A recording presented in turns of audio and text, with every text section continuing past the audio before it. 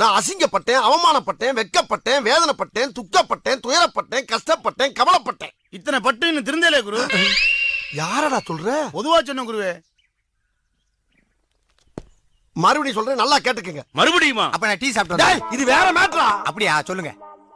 என் மச்சின சூரிய பிரகாச விட நான் பெரிய ஆளாய் காட்டுறதா இருந்தா உழைச்சு முன்னேறணும். ஆனா கடவுள் அந்த பாக்கியத்தை எனக்கு தரல. இல்லைன்னா கள்ள நோட்டு அடிக்கணும். கவர்மெண்ட் அதுக்கு பெர்மிஷன் தரல. ரெண்டையுமே விட்டுவிட்டு என் குடும்பத்துல யாராச்சும் ஒரு ஆளை கடத்தி அதுல பணம் சம்பாதிக்கலாம்னு ஒரு புனிதமான முடிவு எடுத்துட்டேன் நானு. நல்ல முடிவு குரு. பேசாம அக்காவை கடத்திட வேண்டியதான். அக்கான்னு என் பொண்டாட்டி தானே எப்ப பார்த்தாலும் என் பொண்டாட்டி மேலே குறியா இருக்கேன். என்னமோ தெரியல குரு, அவங்கதான் என் கண்ணுக்குள்ளே இருக்கிறாங்க. எது என் பொண்டாட்டி ஓங்கனுக்குள்ள இருக்காளா?